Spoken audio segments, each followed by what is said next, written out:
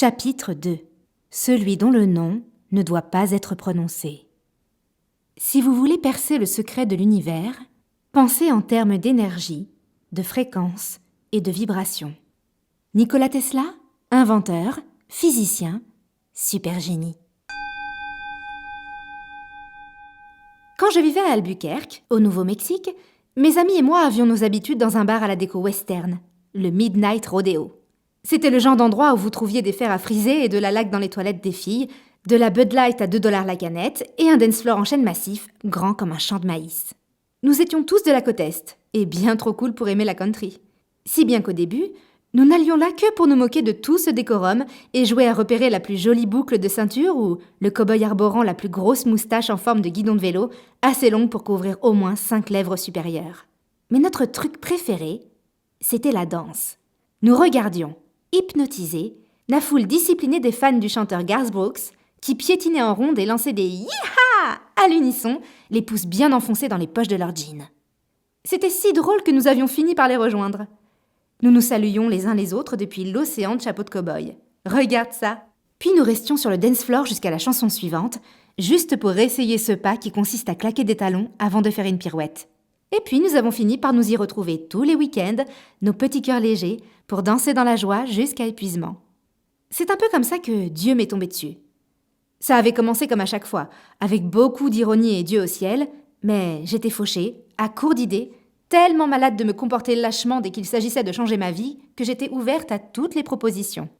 Du coup, quand j'ai commencé à lire des livres qui m'expliquaient comment trouver ma vocation, gagner beaucoup d'argent et arrêter de me prendre la tête, et que je suis tombée sur des passages parlant de spiritualité, je ne les ai pas instantanément, comme mon habituelle devise « Dieu, c'est pour les blaireaux » aurait pu m'inciter à le faire, envoyée chez Emmaüs. J'ai décidé, au contraire, de donner sa chance à ce vieux bon Dieu, parce que je n'avais plus rien à perdre. Littéralement. Et là, divine surprise, j'ai découvert que tout n'était pas complètement idiot dans tout ça. Alors j'ai commencé à en lire plus à ce sujet, et puis je me suis mise à l'étudier de près, puis à pratiquer. Et j'ai remarqué que ça me faisait du bien. Alors j'ai commencé à croire, et j'ai pris conscience de tous ces petits changements géniaux dans ma vie. Là, c'est devenu une passion. Je me suis prise à aimer ça, profondément. J'ai procédé à des changements radicaux guidés par la foi. Et je me suis mise à l'enseigner. J'ai pris le taureau par les cornes, l'ai enfourché, et maintenant je brandis mon poing en l'air en criant « Yeeha !» à l'unisson des autres. Où que vous en soyez vis-à-vis de Dieu, laissez-moi seulement vous dire qu'il sera bien plus facile d'améliorer votre vie si vous gardez l'esprit ouvert. Appelez-le comme vous voulez. Dieu, déesse, le grand barbu, l'univers, l'énergie source, le pouvoir, le grand mamamouchi, les tripes, l'intuition, l'esprit, la force, la zone, le seigneur, le vortex, la roche-mère, peu importe. Personnellement, je trouve que Dieu est un terme un peu trop chargé culturellement. Je préfère l'énergie source, l'univers, le vortex, l'esprit et la roche-mère, termes que j'utiliserai de manière interchangeable dans tout le livre. Le nom que vous choisissez n'a pas d'importance. Ce qui compte, c'est que vous commenciez à développer une conscience de l'énergie source qui vous entoure et vous habite. Il s'agit de la même énergie, et que vous débutiez une relation avec elle. Elle sera votre meilleur allié, pour peu que vous lui en laissiez la possibilité. Parce que voilà, nous sommes tous connectés à ce pouvoir infini, et la plupart d'entre nous n'en utilisent qu'une toute petite fraction. Notre énergie s'éclate dans notre corps.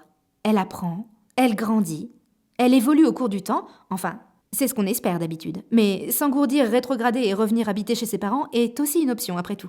Jusqu'à ce que notre séjour dans le monde corporel prenne fin et que nous passions à autre chose. Merci du voyage.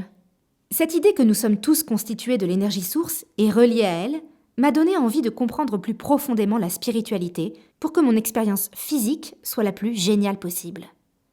Et laissez-moi vous dire que depuis que je me suis lancée là-dedans, c'est Genialus Maximus. Quand je suis reliée à l'énergie source, en phase avec elle, je suis tellement plus puissante, tellement plus en accord avec mon monde physique et ce qu'il y a au-delà, tellement plus heureuse en général. Et plus je médite, plus j'accorde d'attention à cette relation entre moi et mon super pouvoir invisible, et moins je dois produire d'efforts pour obtenir ce que je veux dans la vie. J'y arrive alors avec une telle précision et à un rythme tel que mes cheveux se dressent sur ma tête. Comme si je venais de découvrir comment fonctionne ma baguette magique. Si aimer l'esprit est un tort, alors je ne veux pas avoir raison. Voici la base du travail que nous allons entreprendre ensemble. L'univers est composé d'énergie source. Toute énergie vibre à une certaine fréquence, ce qui signifie que vous vibrez à une certaine fréquence, de même que tout ce que vous désirez et tout ce que vous ne désirez pas. Une vibration donnée attire à elle les vibrations semblables. L'idée de base, aussi appelée loi de l'attraction, est la suivante. Concentre-toi sur ce que tu aimes et tu trouveras, attireras ce que tu aimes. Nous attirons tous de l'énergie en permanence, que nous le sachions ou non. Et quand nous vibrons à basse fréquence, qu'on se sente pessimiste, dans le besoin, victimisé, jaloux, honteux, inquiet, convaincu d'être laid, alors que nous avons envie de trucs super, d'expériences à haute fréquence, nous sommes souvent déçus. Il faut que vous éleviez votre fréquence afin d'égaler celle des vibrations que vous recherchez. Un peu comme si vous vouliez écouter une station de radio en vous branchant sur la mauvaise fréquence. Si vous vous préparez pour un rendez-vous amoureux et que vous voulez écouter 103.8 Amour Torride FM, mais que vous réglez le tuner sur 86.8 France Politique, non seulement vous serez en manque d'amour torride, mais vous risquez en plus d'attirer une discussion sur l'immigration plutôt qu'un corps détendu, éclairé aux chandelles, prêt pour une folle nuit. L'univers s'accorde aux vibrations qu'on émet. Et on ne trompe pas l'univers. C'est pourquoi, lorsque vous vibrez à haute fréquence, les bonnes nouvelles affluent sans effort. Vous avez l'impression de croiser des gens super et des opportunités géniales et vice-versa à tous les coins de rue. Comme l'a finement observé Albert Einstein, le hasard, c'est Dieu qui se promène incognito. Une fois que vous aurez appris à maîtriser le royaume de l'énergie, que vous croirez avant de voir et resterez sur vos plus hautes fréquences, vous contrôlerez ce pouvoir intérieur qui vous donnera la force de modeler la réalité selon vos désirs. Une nouvelle fois, cette bonne vieille conscience éveillée est votre passeport pour la liberté. Dès que vous aurez réalisé que vous pouvez améliorer de façon drastique votre situation en vous connectant à l'énergie source et en élevant votre fréquence, ce sera un jeu d'enfant, je vous montrerai un peu plus tard comment vous y prendre exactement, comparé au fait de rester coincé dans votre trou, victime des circonstances, tel un pathétique bol de nouilles instantané mis à chauffer au micro-ondes ou un type qui bosse pour un patron qui le débecte. Pour augmenter vraiment votre fréquence de vibration, il vous faudra croire que tout ce que vous désirez vous est accessible. Or, la meilleure façon de garder cette foi vivace est de rester fermement relié à l'énergie source. Un peu comme si nous étions face à un énorme buffet à volonté rempli d'expériences incroyables, d'intuitions, de sentiments, d'opportunités, de gens et de moyens d'enrichir le monde de nos talents, et qu'il nous suffisait d'accorder notre énergie à ce que nous désirons et de faire un pas décisif pour permettre à ces bonnes choses d'entrer dans notre vie. La clé, c'est ce pas décisif. Malheureusement, on ne peut pas se contenter de se prélasser dans la piscine du voisin avec un verre de bière en émettant des hautes fréquences pour que des licornes tombent du ciel. Il faut passer à l'action, et même à l'action d'éclat, du genre susceptible de vous couvrir de gloire. L'astuce est de se servir des deux, l'énergie et l'action, à l'unisson. À moins que votre énergie soit parfaitement raccord avec vos désirs véritables, toute action entreprise exigera un énorme effort supplémentaire et encore, sans garantie de succès. Une fois de temps en temps, bien sûr, vous pouvez avoir du bol et réussir l'une sans avoir l'autre. En revanche, si vous êtes complètement au clair sur ce que vous voulez, plutôt que de viser ce que vous croyez devoir vouloir, si vous croyez profondément que cet objectif est accessible, quelles que soient les circonstances, du moment que vous restez lié à l'énergie source et que vous maintenez haute votre fréquence, et si, enfin, vous faites le pas décisif, alors vous l'atteindrez à tous les coups. Avez-vous déjà rêvé que vous volez ? Vous prenez votre pied quand, tout à coup, vous vous dites « Minute papillon, je vole mais je sais pas voler ». Alors vous vous écrasez au sol et vous ne pouvez même plus vous relever malgré tous vos efforts. Voilà, c'est exactement comme ça que la foi fonctionne.